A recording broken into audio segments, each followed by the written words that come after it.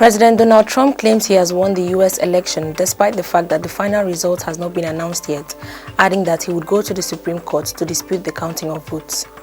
Hi, welcome to What's Happening. These are the top 10 stories now.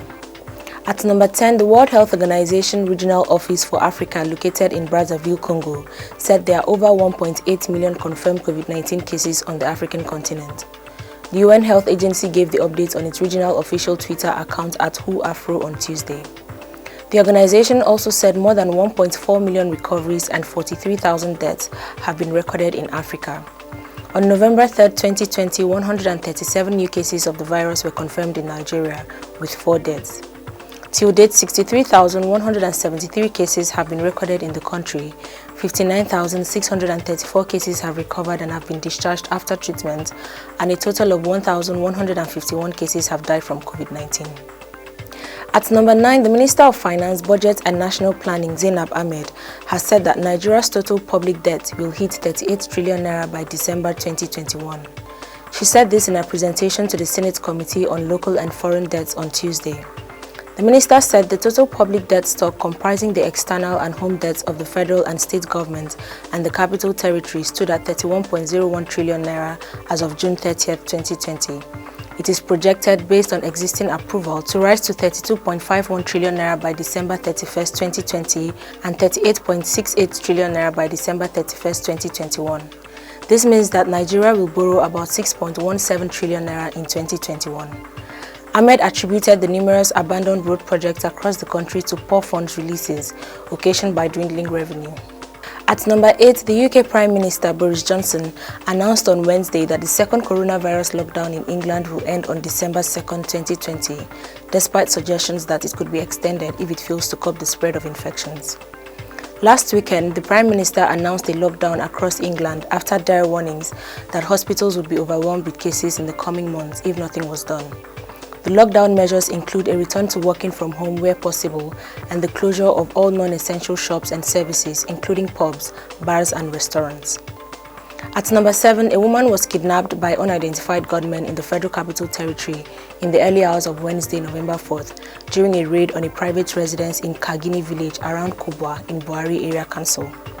Sources who identified the victim as Mrs. Grace Ame said that during the raid, the kidnappers also shot her husband who was at home in the leg. Mr. Ame is currently hospitalized while the FCT police are already investigating the abduction. A pregnant woman was reportedly killed by gunmen suspected to be kidnappers on Tuesday evening at a residence in Kaduna State. The woman was said to be kidnapped alongside her husband but was killed by the kidnappers when security operatives engaged them in a gun battle in an attempt to rescue the victims. At number 6, on Wednesday, the Ekiti State government said it has uncovered 362 ghost workers in the local government council's payroll.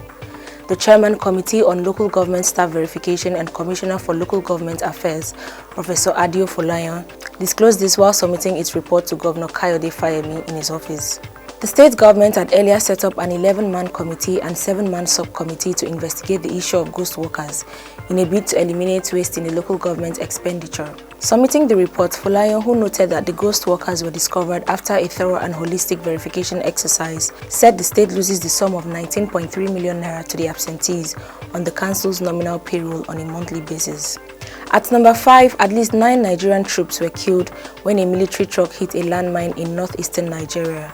This was disclosed to Agence France Presse by 2 security sources on Wednesday. The incident happened on Monday near a town on the border with Niger, which houses a garrison of soldiers fighting insurgent groups. The sources, who asked not to be identified, said the military convoy was transporting food from Maiduguri when the lead vehicle hit the explosive device. News of the incident was stalled due to lack of communication network as the militants had destroyed telecom infrastructure in the region. At number 4, 17 persons who were kidnapped 7 days ago by yet-to-be-identified gunmen in Gwagwada Sambo community in Nasarawa State have been set free. The victims were kidnapped last Friday while observing their Isha prayer in a mosque in Toto local government area of the state. One of the victims said their families paid at least 2.2 million naira as ransom, in addition to food items like grains, oil, among others.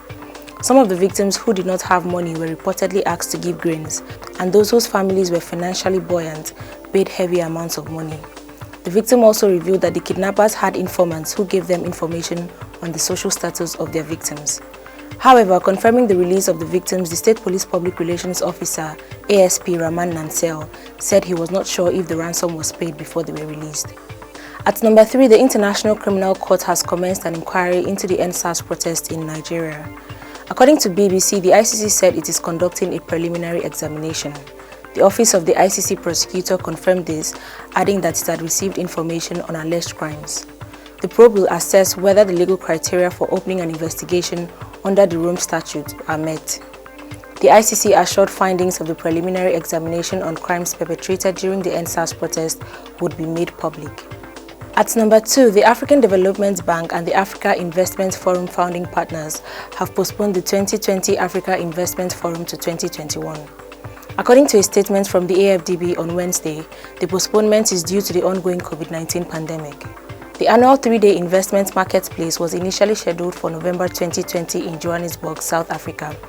The bank said the decision followed an evaluation of the impact and evolution of the COVID-19 global pandemic, as well as the attendant risk of a possible second wave and its associated effect on global travel, investments, as well as social distancing rules.